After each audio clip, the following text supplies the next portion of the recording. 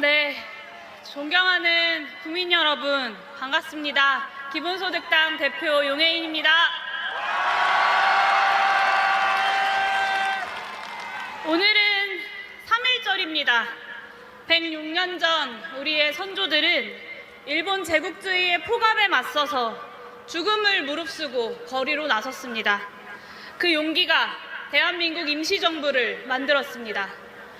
우리가 발딛고 서 있는 민주공화국 대한민국의 시작이 바로 106년 전 오늘 3.1 만세운동인 것입니다. 그 이후 100여 년간 이 땅의 국민들은 조국의 독립과 민주주의 그리고 경제 발전을 위한 긴 여정을 함께 해왔습니다.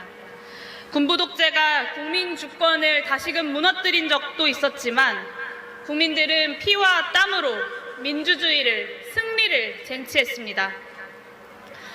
참으로 어렵고 고된 시간을 지나서야 우리는 권력자가 군경의 총칼로 국민들의 주권을 빼앗는 일은 결코 반복해서는 안 된다라는 최소한의 사회적 합의를 이뤄냈습니다. 하지만 내란 숙의 윤석열과 쿠데타 세력들은 이 모든 역사를 그동안 보지도 읽지도 고민해보지도 않았나 봅니다. 도대체 그들은 어느 나라에 살았던 것인가? 저는 믿어지지가 않습니다. 존경하는 국민 여러분, 우리 떠올려 봅시다. 12월 3일 그날 우리 시민들께서 국회 앞을 막아주지 않으셨다면, 야당 국회의원들이 체포되어서 끝내 비상계엄을 해제하지 못했다면 어떻게 됐겠습니까? 윤석열이 발표한 포고령이 대한민국의 법이요, 원칙인 나라가 되었을 것입니다. 일체의 정치활동을 금지한 나라, 이를 어길 경우 반국가 세력으로, 종북 세력으로 낙인 찍고 처단되는 나라였지 않겠습니까? 오늘 이 순간처럼 시민들이 자유롭게 거리로 나와서 역사를 기억하고 우리가 나아갈 길을 자유롭게 이야기할 수도 없었을 것입니다. 물론 명태균 게이트도, 그리고 김건희 여사의 각종 비리를 덮는 검찰의 행태에 대한 비판도 모두 언론에서 사라졌을 것입니다. 김건희 여사의 말처럼 조선일보 같은 보수 언론이라도 조금이라도 마음에 들지 않으면 목숨을 걸고서라도 폐간시키려는 정권 아니겠습니까? 그렇게 왕이 되어버렸을 윤석열은 오늘 3.1절 106주년을 맞이해 12.3 비상계엄이 조국의 민주화를 지켜낸 혁명이었다. 아마도 그렇게 소리치고 있었을 것입니다. 그렇지 않습니까, 여러분? 경제가 무너지든 말든, 국민들이 고통을 받든 말든 쳐다보지도 않았을 그런 정권이 이어졌을 것입니다. 그야말로 민주공화국 대한민국의 시간은 수십 년, 아니 어쩌면 100년 이상의 과거로, 캄캄한 나락으로 떨어졌을 것입니다. 106년 전 3월 1일 이름 없는 민중들의 용기가 나라를 구했듯이 12월 3일 밤 우리 국민들께서 국회를 지키러 와주셨던 그 용기가 다시 한번 나라를 구한 것입니다. 내란 세력의 완전한 청산 반드시 해냅시다. 우리 역사가 12.12 군사반란과 5.18 광주 시민 학살을 국민에 대한 포갑이자 반란죄로 정의했기 때문에 민주공화국의 시간이 다시 한번 흘러갈 수 있었습니다.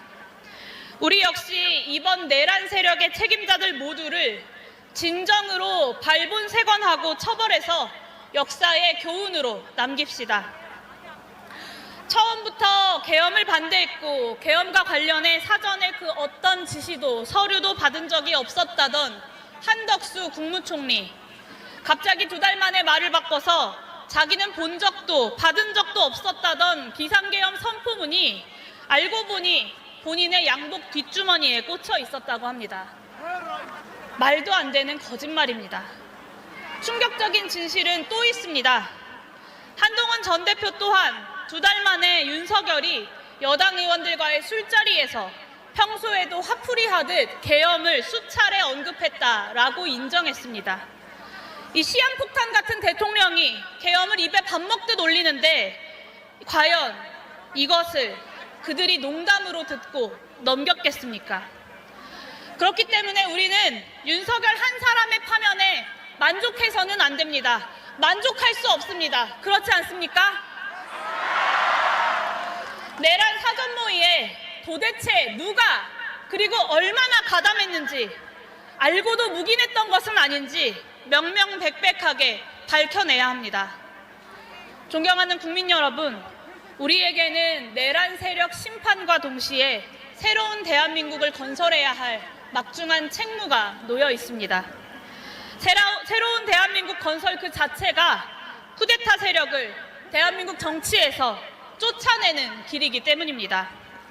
진정으로 민주적인 정부, 기후위기와 경제안보위기, 불평등 위기 등 각종 위기에 현명하게 대처하는 개혁적이고 유능한 정부, 그렇게 새로운 국민통합의 길을 여는 정부, 새로운 대한민국으로 가는 그 길에 우리 모두가 함께 힘을 모아갑시다. 기본소득당도 늘 국민과 함께 그 뜻을 모아나가겠습니다. 감사합니다.